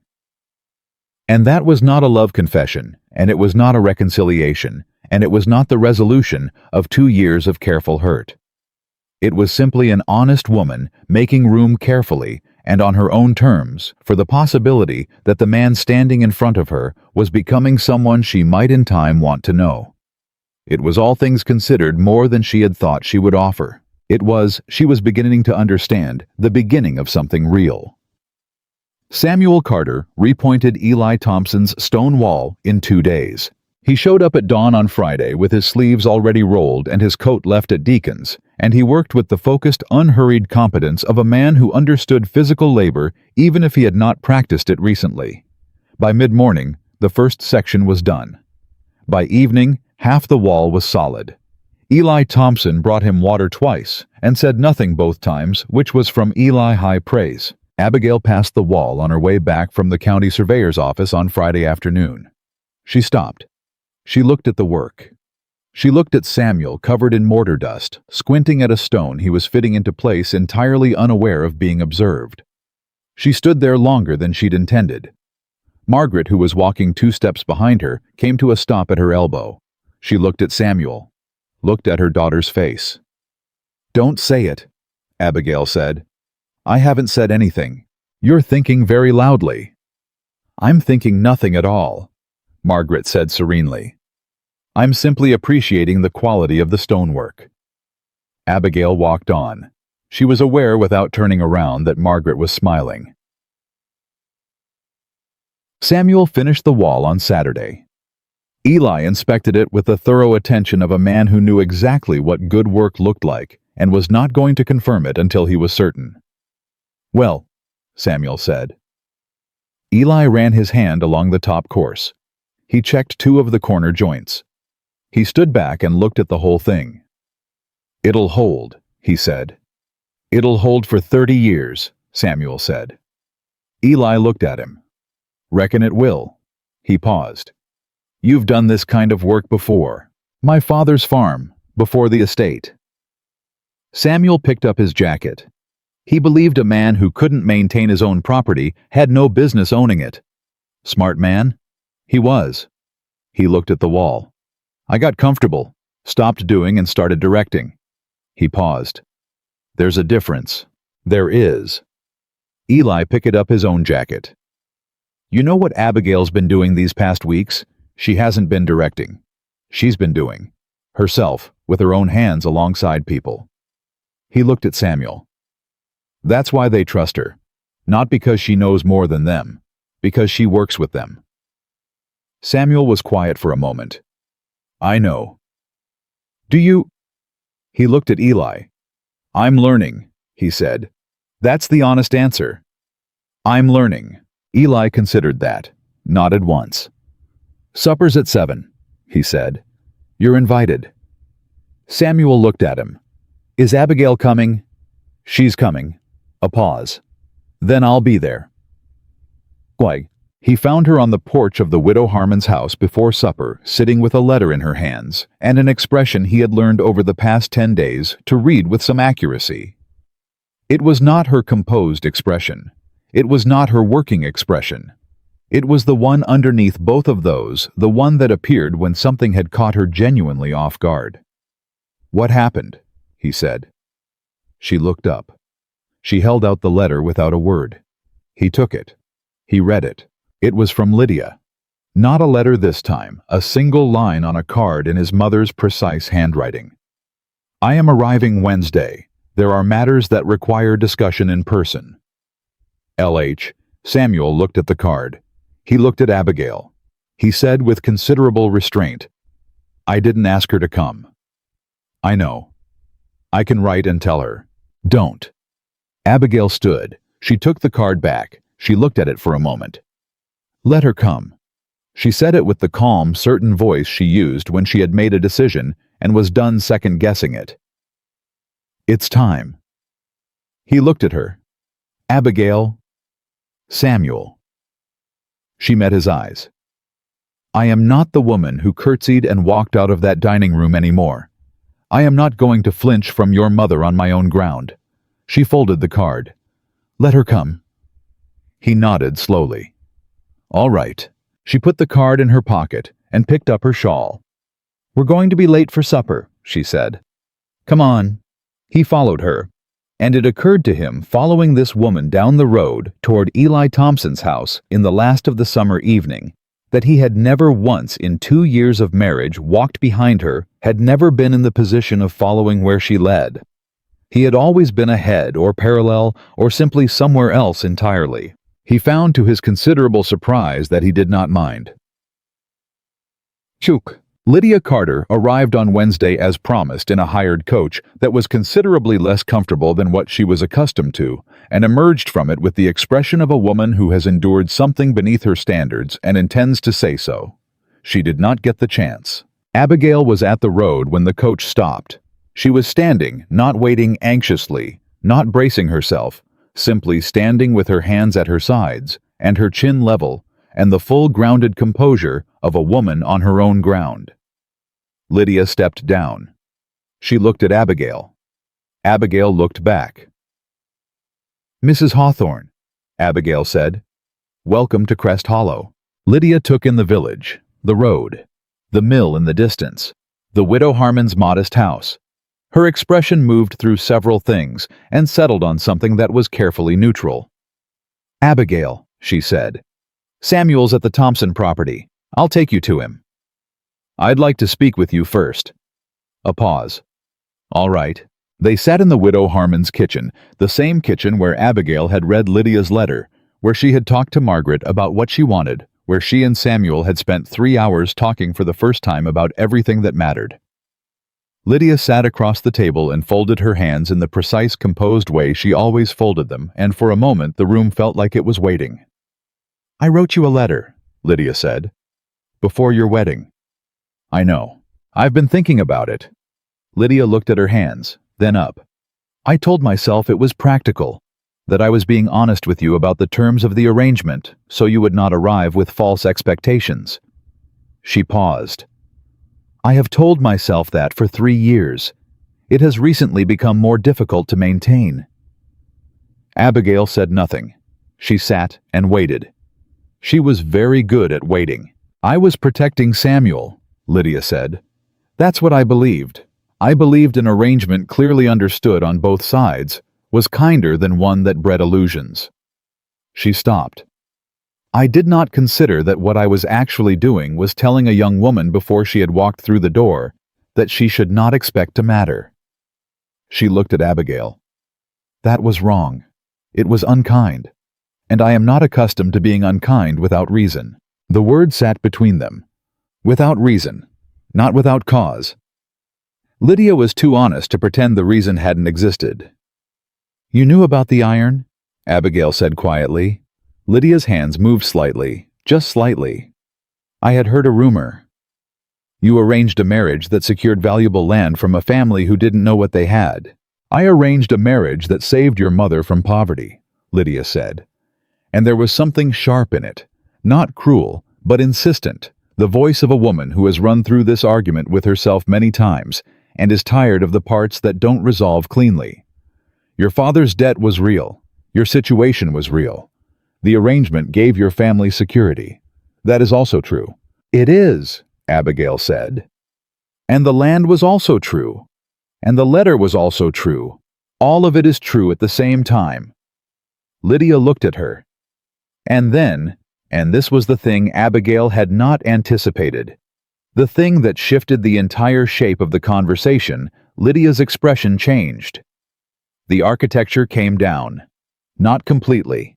Not in any way that was careless or unmeasured, but enough. I underestimated you, Lydia said. From the beginning.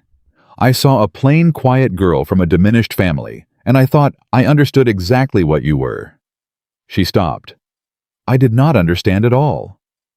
No, Abigail said. You didn't. I am telling you that now. Lydia pressed her folded hands flat on the table. I am not asking you to forgive it. I am not certain I deserve that. I am telling you because you deserve to hear it said plainly without management or careful language. She met Abigail's eyes. You are not what I expected. You are considerably more. And what I did, the letter, the land, the years of I allowed things in that house that I should not have allowed. My son's behavior was shaped in part by what I modeled. She paused. That is on me. The kitchen was very quiet. Abigail looked at this woman, this proud, sharp, controlling woman who had made her life smaller for 2 years and had now traveled 4 days into the mountains to sit across a plain kitchen table and say so. You came a long way to say that, Abigail said. Yes. You could have written. I could have. Lydia's chin lifted slightly. I chose not to. Abigail looked at her for a long moment, at the straight spine and the folded hands and the careful eyes that were underneath all of it, asking for something they didn't know how to ask for directly. Margaret is at the mill with Eli Thompson, Abigail said. She'll be back by noon. Stay for lunch. Lydia blinked. Stay for lunch, Mrs. Hawthorne. Abigail stood. She moved to put the kettle on. We have things to discuss, and I don't intend to discuss them on a bad cup of Coach Road coffee. A pause that lasted exactly the right length of time. All right, Lydia said. My child. Samuel found them at the kitchen table 2 hours later, with the household accounts from the Carter estate spread between them and both of them talking at the same time. He stood in the doorway and looked at this, his mother and his wife, heads bent over the same papers, Abigail pointing at something with her pencil, and Lydia making a note in her own handwriting in the margin, and felt something in his chest move that he couldn't name. There's a discrepancy in the July figures, Abigail was saying. Here and here. Mrs. Holt's been compensating for it, but she shouldn't have to. The factors system and my system don't align, Lydia said. They never have. I've been adjusting it manually each quarter. Then we need a single system that both of you can use without adjustment. Abigail tapped the page. If you show me yours, I'll build something that sits between them. That would take considerable. 2 days, Abigail said. 3 at most. Lydia looked at her. Something that was not quite a smile crossed her face. You've always been organized. I've always had to be. Lydia received that in silence. Then, yes, I suppose you have. Samuel cleared his throat. Both women looked up. He looked between them at his mother's carefully neutral expression and Abigail's calm, settled one. Should I come back? He said.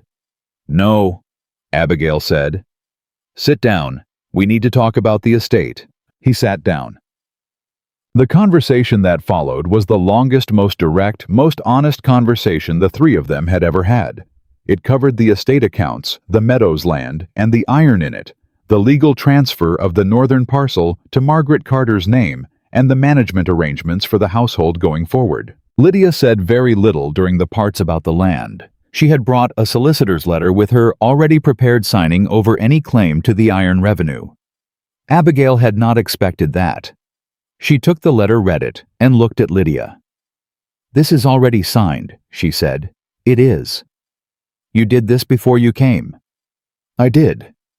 Abigail looked at the letter, at Lydia. Why? Lydia folded her hands. Because it was right, she said. As though that were the entire answer. And perhaps from Lydia it was. Samuel watched his wife look at his mother for a long moment. He watched something change between them. Not warmth, exactly. Not yet, perhaps not ever completely. But something. An adjustment. A recalibration. Two precise, careful women deciding with some deliberation where the new line was going to be. Thank you, Abigail said. Lydia nodded once. Don't thank me, she said. I'm 3 years late. The question of what came next arrived on a Thursday evening 9 days after Lydia, with the matter-of-fact timing of all important questions that have been circling for a while and finally land. It was Margaret who asked it. She waited until they were all four at the supper table. Lydia had stayed, which had surprised everyone, including Lydia, and the meal was finished, and the conversation had gone quiet in the comfortable way that happens when people have run through the immediate business and arrived at the thing underneath it. "What are we doing?" Margaret said. She looked around the table. "All four of us. What are we actually doing? Because I'm 61 years old, and I would like someone to tell me where I'm going to be sleeping 6 months from now." Lydia looked at her. Something that was entirely unambiguously a smile crossed her face, the first real one Abigail had ever seen from her. "A fair question," Lydia said. Everyone looked at Abigail. She had known this was coming. She had been thinking about it for days, turning it over the way she turned over a survey problem, not forcing it, just letting it sit until the true line became visible. She thought she could see it now. "I'm not going back to what I was," she said. She said it to Samuel specifically, clearly and without softening. "I'm not going back to managing a house in silence and being convenient and sitting at breakfast waiting to be described. That is finished." "I know," Samuel said. "I need you to understand what I mean by that. Not, I want more consideration. Not, I want to be treated better. I mean the way the household runs, the way decisions are made, the way we talk to each other. All of it changes. Or I stay here." He looked at her steadily. "Tell me what you want it to look like." She had not expected that. She had been prepared for negotiation, for resistance, for the particular defensive pride of a man being asked to rebuild something he'd thought was already built. She had not been prepared for him to simply ask. She told him. She told him about the accounts and how they should be managed jointly, about the household decisions and how they should be made with her voice equal to his, about the social obligations and how she would no longer manage them invisibly from behind, that if a supper was her work, it would be known as her work. About Lydia, and how the relationship would need new terms that all three of them agreed to, not terms that were simply assumed. About her own work, the survey reading the community work, the particular capability she had discovered she had, and how that was not going to be set aside to make the Carter estate more comfortable. She talked for 20 minutes. She did not soften it. She did not hedge. When she was finished, the table was quiet. Samuel said, "Yes." She blinked. "Yes. Yes to all of it." He looked at her across the table. "Yes, Abigail. All of it." "Samuel, I'm serious. This isn't—" "I know you're serious." He leaned forward slightly. "I am telling you yes, because I mean it, not because I'm agreeing to make this conversation end. I mean every word of it." He paused. "I want you to come home. Not back to what it was. Home to what it could be. With you in it, fully in it, the way you've been here." He looked at her. "I have watched you for 10 days in this place, and I have seen what you look like when you're allowed to be entirely yourself. I want that in my house. Our house." His jaw worked for a moment. "I want to know what you love to read. I want to know what you're thinking at breakfast. I want you to talk to me, the way you talk to Eli and Margaret and every person in this village." He stopped. "I want to be worth talking to."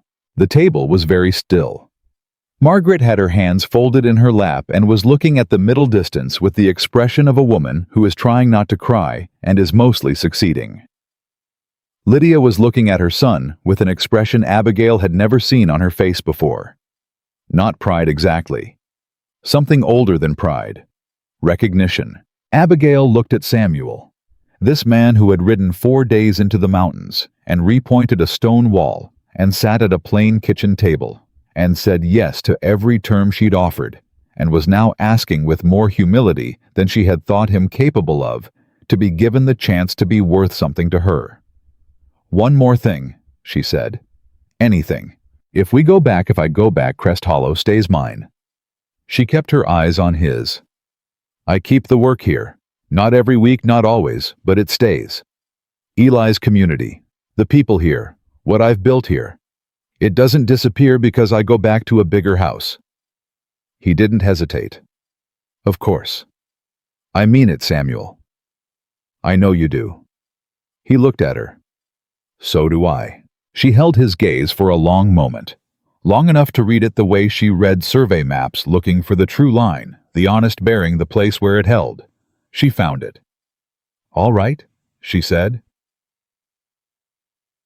They left Crest Hollow on a Saturday, all four of them, in the hired coach.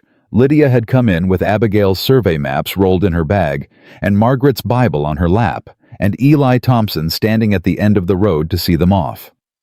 Abigail climbed in last. She stopped at the coach door and turned back to Eli. I'll be back in October, she said. The winter cases. He nodded. I'll have them ready. He looked at her for a moment.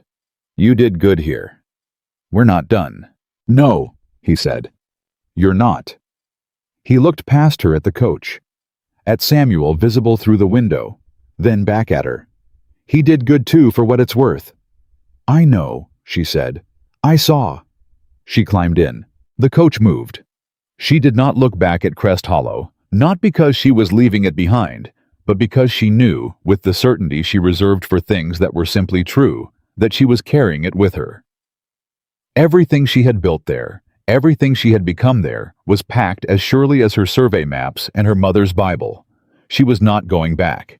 She was going forward, and there was a difference, and she knew it better than anyone.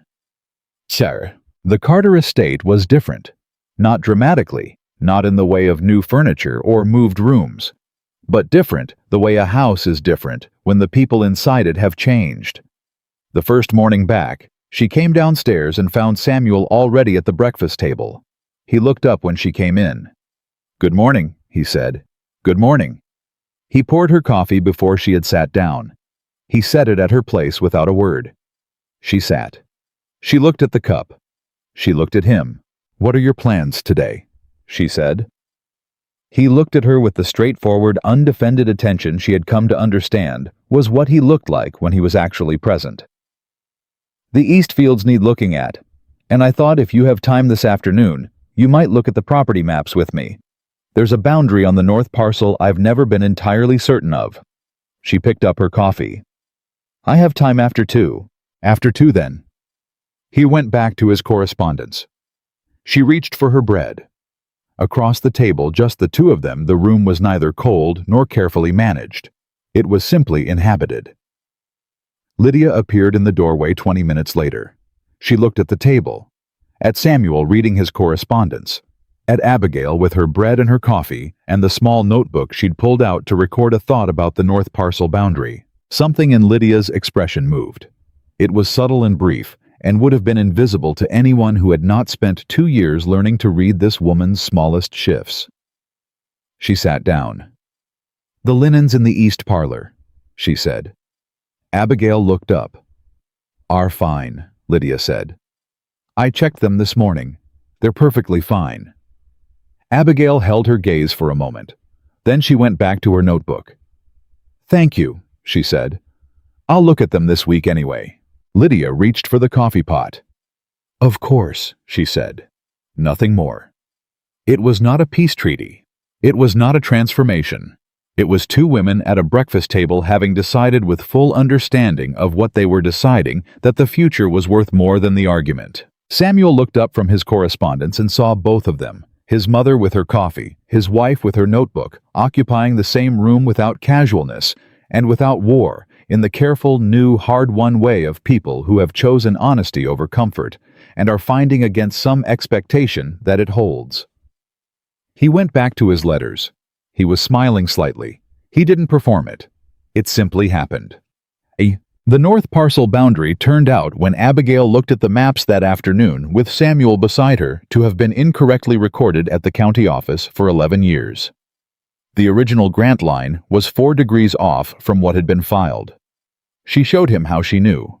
She walked him through the methodology, the original survey bearing the way it compared to the county record, the discrepancy that had accumulated over a decade into a line that was quietly significantly wrong. He listened with his arms on the table and his full attention on the map, and he asked questions, not directing questions, not the questions of a man trying to demonstrate that he understood before he'd finished listening, but real questions. The questions of a man who genuinely did not know and wanted to. She answered all of them. They sat at that table for 2 hours, and when they were finished, the map was corrected and marked and ready to file, and Samuel was looking at her with the expression she had come to call his recalibrating expression, the one that appeared when something had shifted his understanding of something. "You could do this professionally," he said. "I am doing it professionally," she said, "in Crest Hollow. I'd like to expand it." He was quiet for a moment. "What would you need?" She looked at him. "A proper office, access to the county records in Charlottesville." She paused. "Your name on the correspondence. Not because my work requires your name, but because the county clerk will respond faster to a Carter." He held her gaze. "Done." "I'm serious. So am I." He looked at the map. "Abigail, I want you to build it, whatever it looks like.